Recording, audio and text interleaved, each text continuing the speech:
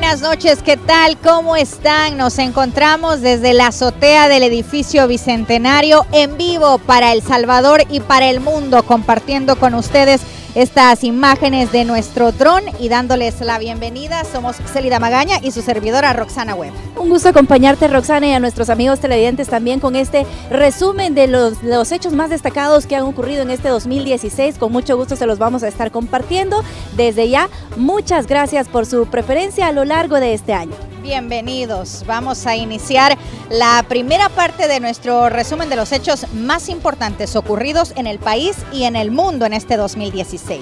Y uno de los temas más importantes ha sido sin duda el tema de la seguridad, un tema que nos preocupa a todos los salvadoreños. Veamos.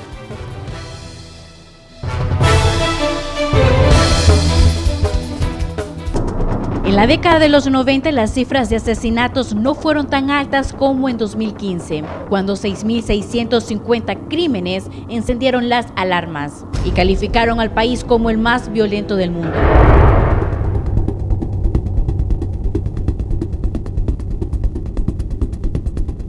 Las expectativas de lo que ocurriría para 2016 eran grandes para que no se repitieran esos patrones. Sin embargo, a unos minutos de haber iniciado el nuevo año, ya se reportaba una masacre en San Miguel y un enfrentamiento en Olocuilta que dejó a 5 supuestos pandilleros muertos.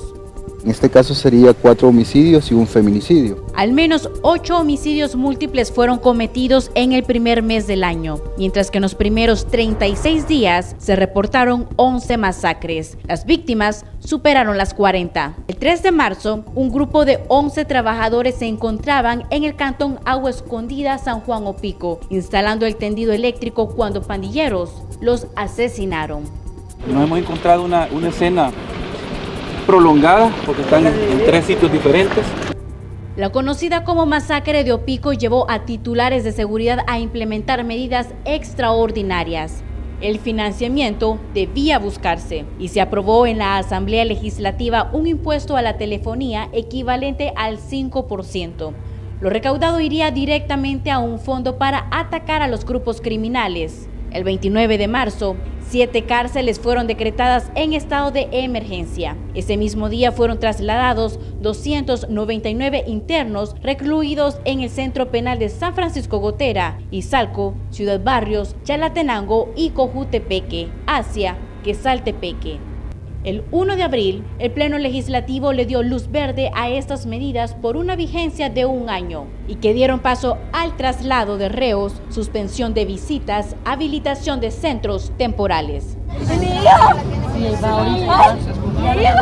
A menos de 3 meses de haberse aprobado, 1.282 privados de libertad en Cojutepeque fueron trasladados a Izalco y Quesaltepeque, justificando el traslado porque esa cárcel no contaba con las medidas de seguridad suficientes.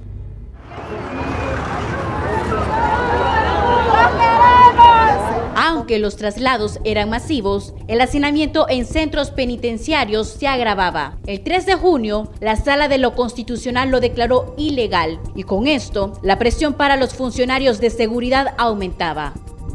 Desde la implementación de las medidas extraordinarias, los homicidios se redujeron notablemente. En enero se contabilizaron 740 homicidios, febrero 664, marzo 611, abril 352, mayo 355, junio 336. En julio fueron 374 asesinatos, mientras que en agosto 398 personas fueron ultimadas. En septiembre 344, octubre 406.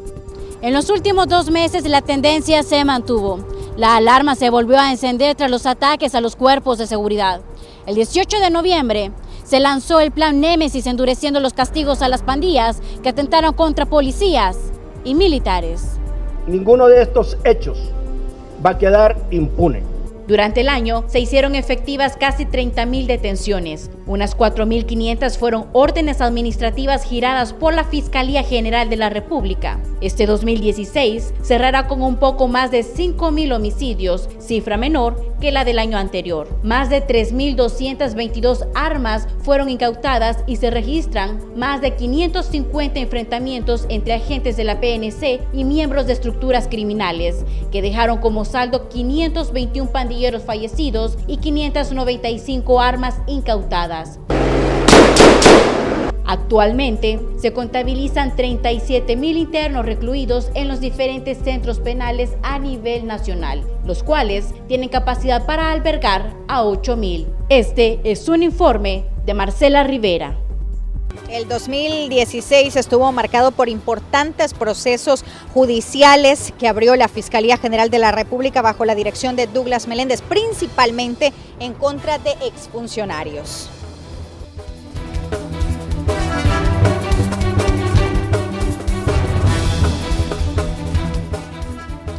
Quedáis en posesión del cargo de Fiscal General de la República. Así iniciaba el 2016 para la Fiscalía General de la República, con un nuevo rostro al frente del ministerio. Felicitaciones. A pocos días de la elección de Douglas Meléndez, 60 cambios sacudieron las jefaturas de la institución. Ascensos, reubicaciones y rotaciones estuvieron en la lista. Las razones, entre ellas supuestos indicios de manipulaciones externas en procesos judiciales. Una infiltración, ¿verdad?, de personas interesadas o externas a la institución en los procesos penales, en los procesos de investigación. Un mes más tarde, ya no fueron los procesos judiciales los que el fiscal habló que se intentaban manipular. Esta vez aseguró estar recibiendo presiones por casos vinculados a corrupción. Y precisamente, las primeras operaciones vinculadas a ese tema se registraron 4 meses después. Las alcaldías del Congo, Monte San Juan y San Rafael Cedros fueron allanadas vinculadas a administraciones irregulares. Unos días después fue la comuna del municipio de Apopa y la captura del edil acusado de diversos delitos. Los alcaldes no fueron los únicos. En junio la Fiscalía también solicitó el antejuicio en contra del embajador en Alemania, el general Atilio Benítez, señalado de venta ilegal de armas. Tenemos indicios que el comercio de armas, yo dije en su momento, pudiera estar viniendo desde la misma institucionalidad. A esto me refería. Pero no fue hasta julio que la administración Meléndez dio uno de los resultados más grandes de su trabajo, con la operación Jaque, poniendo a descubierto cómo los cabecillas de las pandillas manejaban millonarias cantidades de dinero a través de prestanombres, girando órdenes de captura para al menos 120 personas, entre ellos el máximo financista de la estructura, la Federación. Se llama la Federación, que es un tema a nivel nacional. Agosto fue importante para la administración de Douglas Meléndez. Esta vez volvió al escenario con órdenes de allanamientos en propiedades vinculadas al expresidente Mauricio Funes y su amigo cercano, el empresario Miguel Menéndez, conocido como Mecafé. Orden de registro con prevención de allanamiento para las empresas Mecafé, COSACE y algunos bufetes contables. Buscaban acusar formalmente al exmandatario de diversos delitos, entre estos enriquecimiento ilícito. Este sería el inicio de la administración Meléndez en el combate a la corrupción a grandes envergaduras. Hay orden de captura con usted, fiscal. Los escándalos continuaron. Esta vez el protagonista fue el antecesor del fiscal general. 8 meses después de dejar el cargo, Luis Martínez fue capturado junto al empresario Enrique Raiz y otras 7 personas acusadas de diversos delitos, tras presuntamente manipular procesos judiciales a favor del amigo cercano del ex titular. Desde la Fiscalía se favoreció a este señor. Aunque con la captura de Martínez, el empresario Enrique Raiz, abogados, exfiscales y jueces, el Ministerio Público aseguró desbaratar una estructura que operaba desde las instituciones de justicia. Los sinsabores llegaron pronto cuando los implicados en este caso fueron dejados en libertad con medidas sustitutivas, lo que desató fuertes declaraciones de Meléndez sobre supuestas estructuras operando desde el órgano judicial. Que no solo las pandillas tienen clicas, sino que también en esta estructura del sistema judicial hay clicas. vinieron más casos. Otros exfuncionarios fueron llevados a los tribunales. El expresidente del Banco Multisectorial de Inversiones, Nicolás Angelucci, y el exdirector ejecutivo de Infocentros, Cifrido Armando Figueroa, fueron señalados del manejo irregular de fondos públicos. Los esfuerzos por judicializar procesos vinculados a corrupción no terminaron aquí. Se anunció la creación de la Unidad contra la Impunidad. Una unidad, digamos, plurifuncional, que sean fiscales de todas las unidades que se dediquen de lleno a trabajar. Que más tarde dejó al descubierto uno de los casos más importantes para la administración de Douglas Melende. Lo llamó destape de la corrupción, que permitió la captura del expresidente Elías Antonio Saca y 6 de sus colaboradores. Yo me considero totalmente inocente y venimos a este proceso precisamente a enfrentar con toda la documentación y todos los papeles que nos corresponden. El caso destape de la corrupción que involucra al expresidente Saca y 6 de sus colaboradores, al igual que otros procesos que logró judicializar la Fiscalía en el 2016, enfrentarán la etapa de instrucción el próximo año. El Ministerio Público también investiga más casos vinculados a estos ilícitos. Este es un informe de Raquel Herrera. Y bueno, también es importante mencionar que a lo largo de todo este año 2016, la Asamblea Legislativa también fue un órgano del Estado que dio mucho de qué hablar. Así es, fueron blanco de muchas críticas por los gastos desmedidos en el Parlamento. Raúl Hernández nos presenta el informe.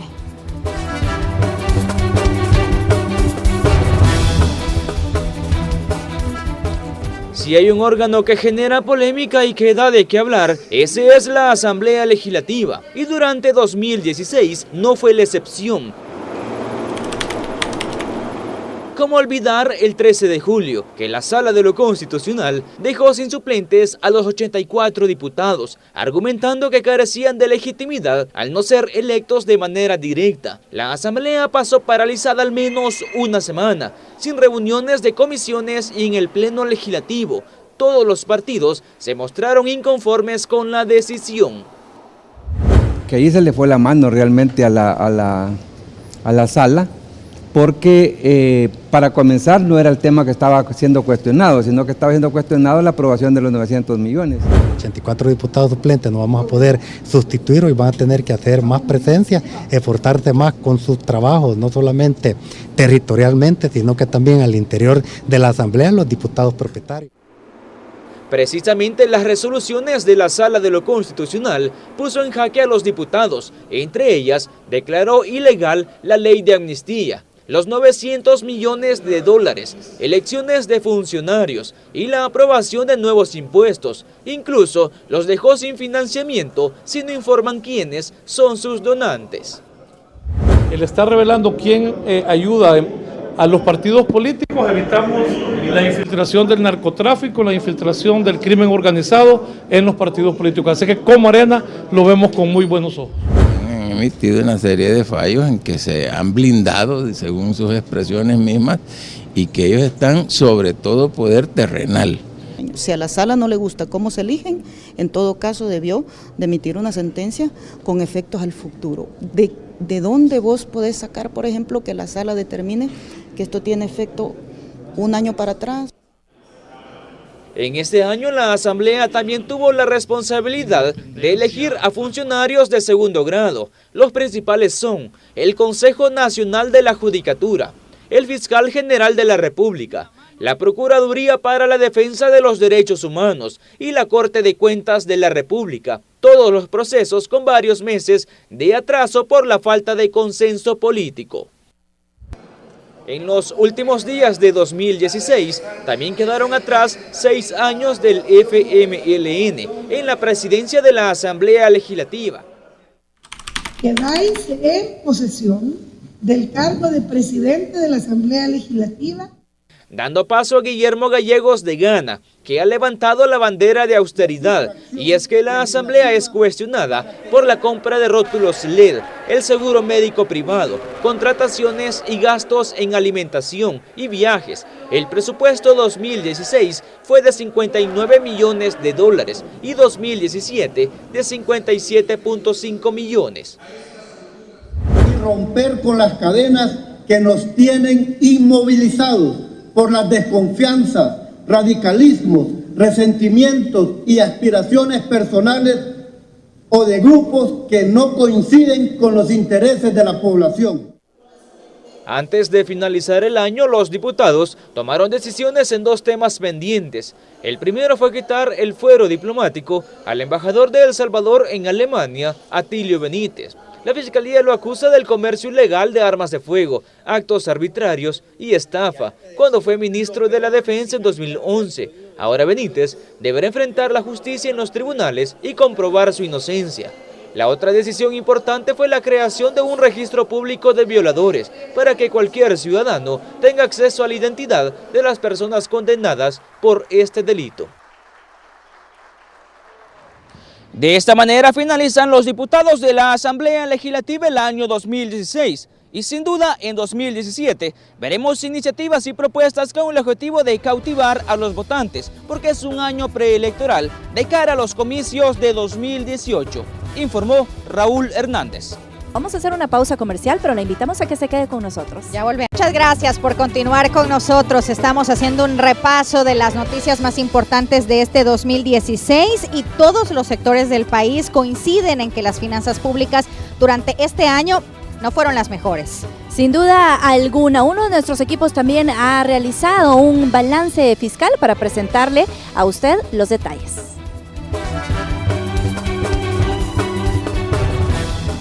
A las puertas de un nuevo año, muchos sectores se preparan a cumplir sus proyecciones económicas para 2017. Uno de ellos es el gobierno salvadoreño, que no la tiene nada fácil, y es que durante estos meses cayó en una de las crisis financieras más graves de la última década, a tal grado que el propio presidente en cadena nacional aceptó una crisis fiscal.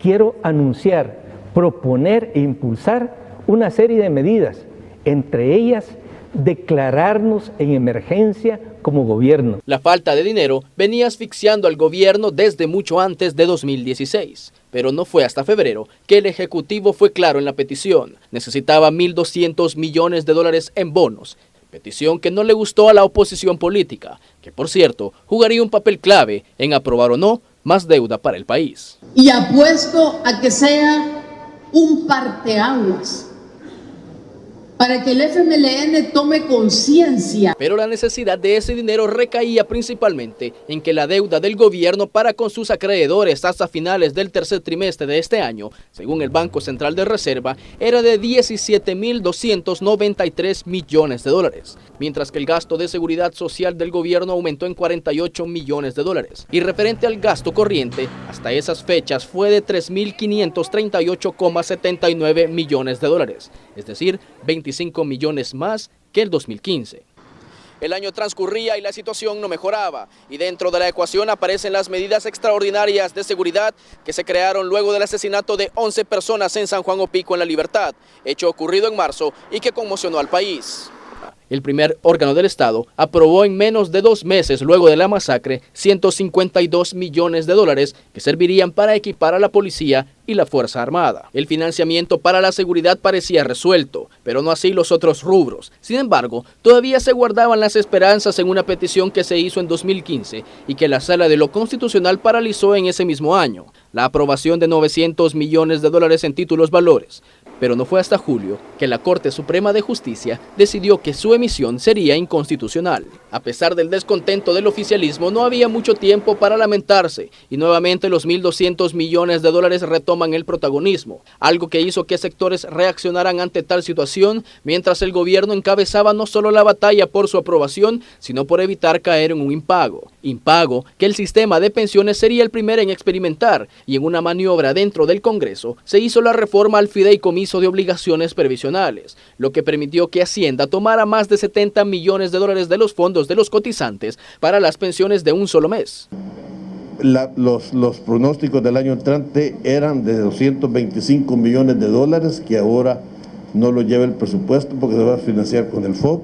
Ante la necesidad del dinero, FMLN y Arena deciden sentarse en mesas técnicas y abordar temas para revitalizar la agonizante economía del país. Esas negociaciones dan sus primeros resultados y permiten que el país adquiera más deuda, a un monto de 550 millones de dólares. Es establecer metas de ingresos, de control de deuda pública, de gasto corriente, de recaudación tributaria. Y es que para agosto de este mismo año, la calificadora de riesgo Moody's redujo la calificación salvadoreña a B3. En ese momento, esa instancia advirtió que si no se lograba un acuerdo para refinanciar el saldo en letras del Tesoro Público, reduciría más la nota del país. Análisis que semanas después se cumplió y el país bajó a la categoría B1, lo que implica que El Salvador está en una escala negativa. Lo cierto es que para el próximo año las negociaciones políticas deben ser más fluidas y con acuerdos concretos que permitan lanzar un verdadero salvavidas a las finanzas y evitar acciones cosméticas. Y aunque parezca una utopía, se tienen que dejar de lado por momento los colores partidarios. Por lo menos dentro de las discusiones, porque unas elecciones estarán realizándose en 15 meses a partir de enero. Y también necesitan financiamiento. Este es un informe de Ingmar Batres. Y el desempeño de la economía salvadoreña en los últimos 3 años fue el siguiente, según el Banco Central de Reserva. En el 2014 hubo un crecimiento del 1.4%, en 2015 fue de 2.5% y este año es de 2.5% de crecimiento económico que se mantiene según las autoridades. Veamos un resumen.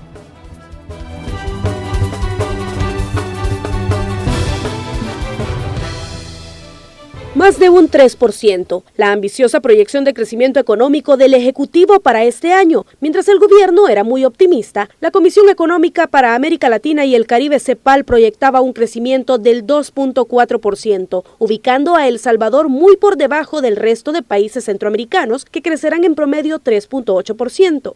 Pero ninguno de ellos opacó la esperanza del gobierno de Salvador Sánchez Serén, que le apostaba a más inversión privada y un mayor comercio a escala regional. El Salvador se mantiene en una fase de crecimiento expansivo por encima de su crecimiento de largo plazo. Nos alegra que también estemos creciendo en bienes de capital. 12 meses después podemos decir que las cosas no ocurrieron como se esperaban. El ritmo bajó y así los ánimos del gobierno. Estimamos que nuestro crecimiento puede situarse entre 2.1 hasta 2.6, con un promedio de alrededor de 2.3%. La explicación del porqué de los actuales resultados llegó del Banco Central de Reserva. Factores sociales como la polarización política y la inseguridad se llevan el título de mayores responsables. Consideramos la necesidad de consensar políticas de seguridad con el objetivo de ir eliminando estos efectos negativos en la actividad productiva.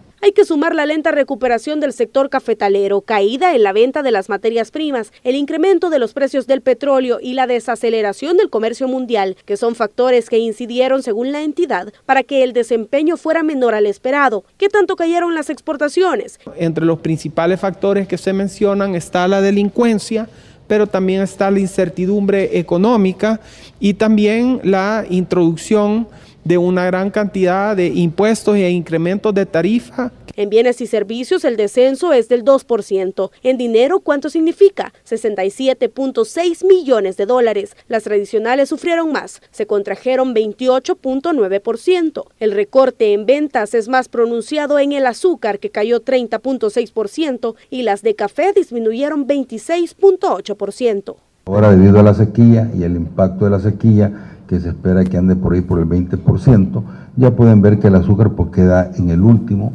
en los sectores de exportación. Ahora veamos los aspectos positivos. Uno de ellos marcado por la agricultura. Creció hasta el tercer trimestre a una tasa del 4.2%. Notable mejora pese al impacto del fenómeno de la Niña. Alentador, después de la sequía del año pasado. La construcción también se recuperó, con un crecimiento del 2.2% frente al decrecimiento del menos 0.8% que se tuvo en 2015. No se puede dejar de lado que se compró más barato el combustible. Datos oficiales indican que hasta agosto se facturaron 363 millones de dólares, lo que equivale a un ahorro de 268 millones si lo comparamos con el año pasado. Los préstamos a las empresas para ampliar negocios y otros planes de mejora habrían aumentado un 8.1%. La Fundación Salvadoreña para el Desarrollo Económico y Social suma otros aspectos externos positivos y favorables para la economía salvadoreña. Las remesas familiares procedentes de connacionales en el exterior incrementaron en 218 millones de dólares, que podría ser resultado del aumento en el empleo hispano en Estados Unidos. Las remesas familiares van a llegar a un récord de 4.500 500 millones de dólares. En conclusión, la economía creció, pero a ritmo lento y reiterando que al país le urgen ajustes que lo lleven a ubicarse en una mejor posición en Centroamérica y no estando a la cola del desarrollo como en la última década. Vamos a una pausa comercial. Seguimos transmitiendo desde la azotea del edificio Bicentenario. Gracias por su sintonía. Imágenes desde la azotea del edificio Bicentenario captadas por nuestro dron. Muchísimas gracias por continuar en sintonía de Noticiero Hechos. A continuación les vamos a presentar un resumen del área salud, donde conocerá un contexto más amplio de cómo fue el comportamiento de las enfermedades epidemiológicas y cuáles fueron las principales demandas de los trabajadores de salud durante casi todo el año.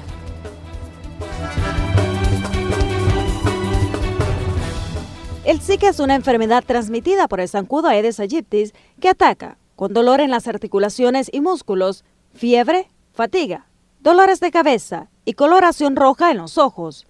Las autoridades de salud confirmaron la circulación del virus Zika en El Salvador en noviembre de 2015, pero no fue hasta en enero que decretó alerta nacional contra este insecto por la asociación con el síndrome de Guillain-Barré.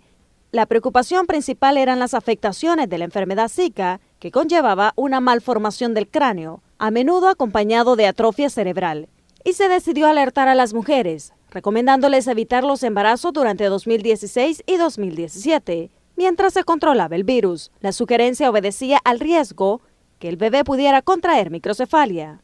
Nos hemos apegado precisamente a las recomendaciones con base científica que nos han sido dadas en la medida que la evidencia ha ido apareciendo. El Ministerio de Salud intensificó las acciones contra el Zika. El Salvador fue uno de los primeros 4 países que confirmó la circulación del virus.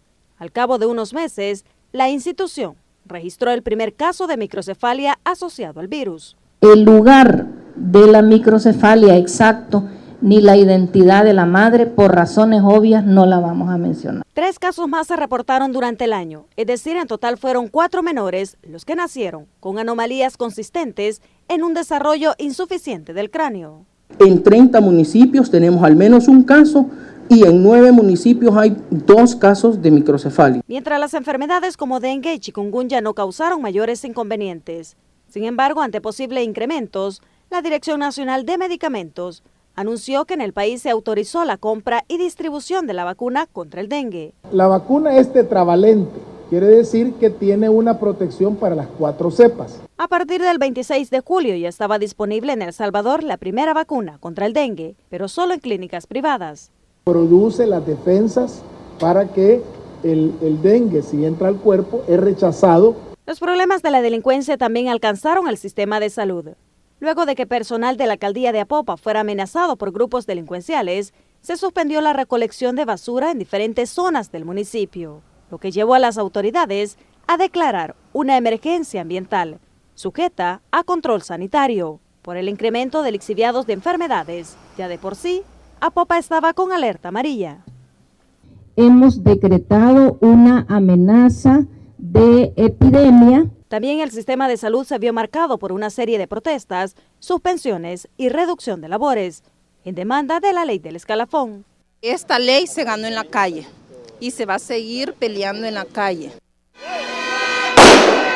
Las medidas prevalecieron por varias semanas, causando grandes afectaciones en los pacientes a nivel nacional. También que lo despachen bien a uno. Las autoridades por su parte no cambiaban su postura y la justificación era que no había presupuesto para continuar otorgando ese beneficio a los más de 25,000 empleados de salud. Los techos presupuestarios en este momento no nos dan.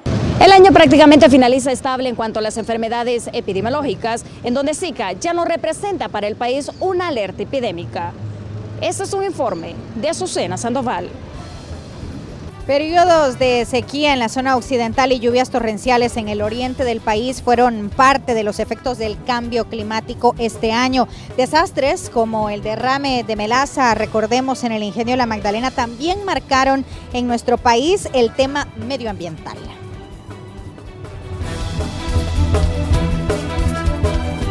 Hablar del medio ambiente nunca es un tema que mueva masas, pero los daños en las últimas décadas a la naturaleza pasan ya una larga factura. A nivel mundial se anunció que el 2016 tendría un aumento en la temperatura de 0.20 grados centígrados con respecto al año anterior.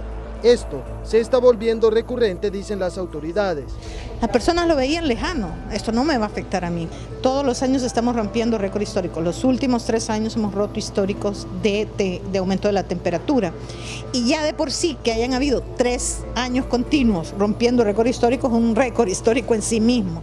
Un efecto cascada, sobre todo en las afectaciones. Los salvadoreños en el 2016 resultaron seriamente golpeados por el cambio climático. La falta de lluvia luego de 3 años secos continuó con repercusiones incluso este año. Como promedio, anualmente caen unos 1.900 milímetros de agua lluvia. En este año se reportó menos de 1.500. Aún así, fueron suficientes para dejar al descubierto la importancia de la prevención. Más de 3.000 toneladas de basura se producen diariamente a nivel nacional. Mucho de estos desechos va a parar a los tragantes, lo que impide el libre flujo de aguas lluvias. Las consecuencias fueron casi inmediatas. Habitantes de la comunidad Nuevo Israel en San Salvador fueron testigos de cómo unos minutos de lluvia constante pueden generar estragos. En departamentos como San Miguel, las lluvias causaron el desbordamiento del Río Grande, en el que tuvieron que evacuar a varias familias para evitar una emergencia de mayor proporción. Pero en el país ronda un enemigo más silencioso y que muchas veces pasa desapercibido, habitando entre todos y cada uno de los salvadoreños. El porcentaje de contaminación atmosférica posicionó a El Salvador como una de las ciudades con peor calidad de aire. Desde hace 16 años está abierto un proceso judicial para obligar al Viceministerio de Transporte a que contrate una empresa que verifique la emisión de gases. Según el juez medioambiental Samuel Izama, no se cuenta con una ley de protección del aire que obligue a dar atención a la atmósfera, pero se cuenta con una base que podría proporcionar una solución al problema. Les hemos dicho de que un litigio judicial no puede ser el obstáculo para suspender el cumplimiento de las normas ambientales. O sea que mientras ese litigio judicial dura, deben contratar una empresa alterna que durante el tiempo de duración del litigio pueda realizar el control de las emisiones vehiculares. Los llamados a tomar conciencia suenan cada vez más, sobre todo al generarse tragedias medioambientales como la ocurrida en Chalchuapa. 900.000 galones de melaza se derramaron por una falla en uno de los contenedores del ingenio La Magdalena. La fauna y flora en al menos 12 kilómetros del río se vieron afectados de manera directa. El problema fue tal que incluso autoridades de países vecinos pidieron tomar cartas en el asunto. La empresa causante del desastre fue penalizada por el Juzgado de Medio Ambiente a pagar una multa millonaria para reparar los daños ocasionados. Los trabajos y propuestas para garantizar un mejor trato al ecosistema continúan, dice la ministra de Medio Ambiente, Lina Pol. Ahora tenemos un plan nacional hídrico, enormes avances en el tema del rescate del río Acelguate. Las empresas están colaborando. Pues claro, las empresas nos dicen pues que nadie nos había pedido que nosotros nos pusiéramos a trabajar en esto. Se espera que con estas medidas se cree mayor conciencia a la población sobre la importancia de ser amigos de la naturaleza. Con un clima distorsionado, es difícil predecir lo que traerá el 2017, aseguran las autoridades. Se espera que el nuevo año traiga consigo un ambiente neutral donde no se esperen largas temporadas secas ni lluvia en abundancia. Con imágenes de Roberto Martínez, informó Antonio Valladares. Nuevamente vamos a hacer una pausa comercial, le invitamos a que se quede con nosotros. Azotea del edificio Bicentenario. Aquí haciendo un recuento de algunas de las noticias más importantes de este 2016 y varios acontecimientos marcaron la historia en el mundo, como por ejemplo recapturas de personajes claves, encuentros y juicios. Vamos a ver un resumen de los hechos más destacados en el ámbito internacional.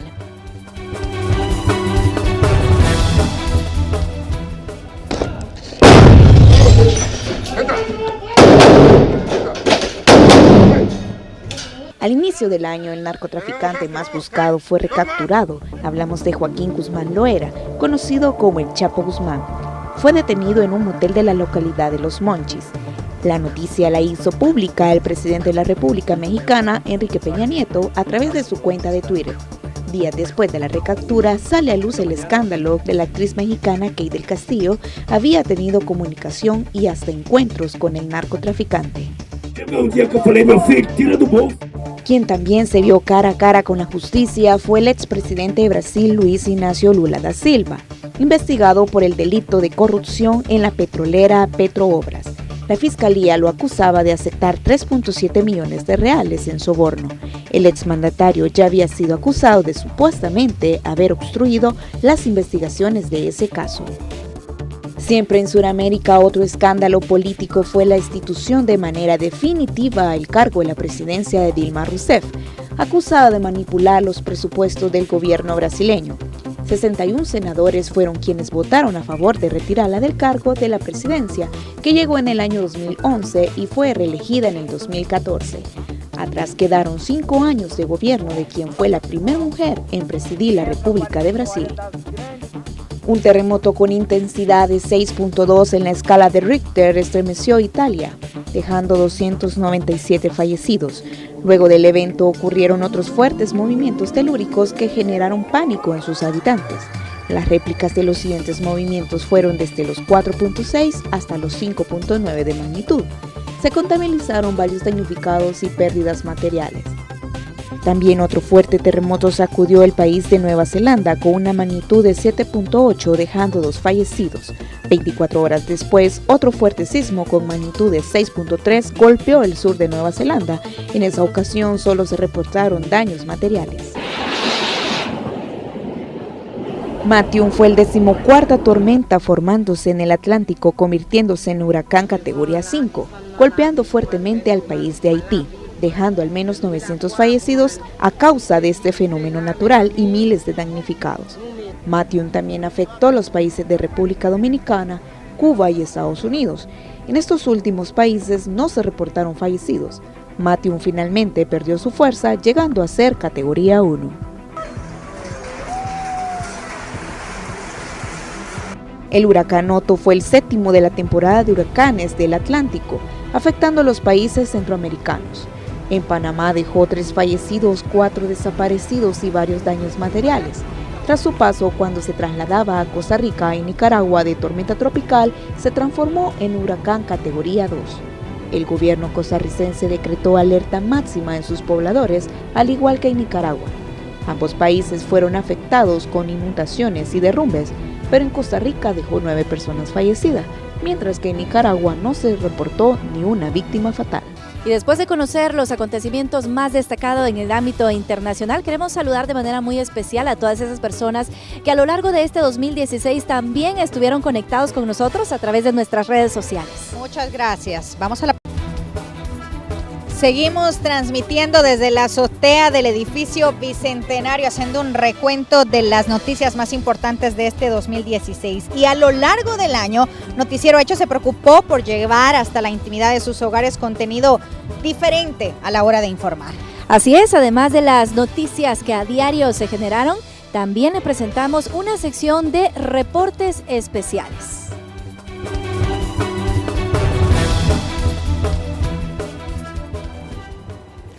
Homicidios, extorsiones y otros delitos. No hay duda que la delincuencia dio mucho de qué hablar a lo largo del año. Según las autoridades, cerca del 80% de los hechos criminales son cometidos con armas de fuego.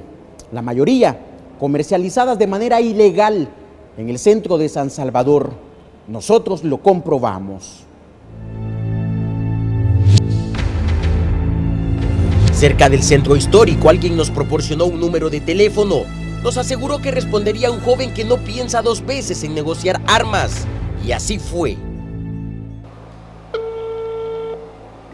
Aló, buenas tardes.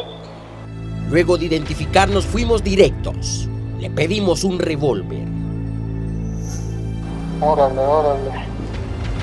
Y hombre, solo que ahí, déjame ver ahorita ahí cómo está la cuestión aquí para ver cómo puedo tirar ahí algo de eso, ¿verdad? Sí, pero anda ahí, está caminando, ya sabes cómo camina al frente, ¿va? Así de fácil se comercializan las armas de fuego en el mercado negro, en su mayoría para cometer ilícitos, delitos que este año incluso tocaron a las iglesias. Sí, por increíble que parezca, a las iglesias. A mediados del año lo investigamos.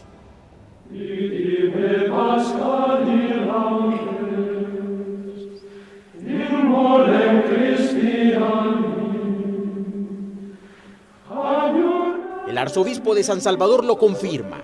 El flagelo delincuencial no solo está afectando a los feligreses, líderes religiosos también se han convertido en blanco de jóvenes que han hecho del crimen su forma de vida.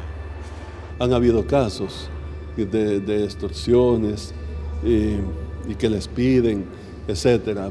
En algunas congregaciones se vive bajo amenazas. Dicen aquellos que esta es la tercera vez que lo ponen en línea, men. A la otra no responden, va. El lágrima dijo que le van a zampar un buen susto con todo el viejos que trae. Ante una imparable ola delincuencial se anunciaron medidas excepcionales de seguridad.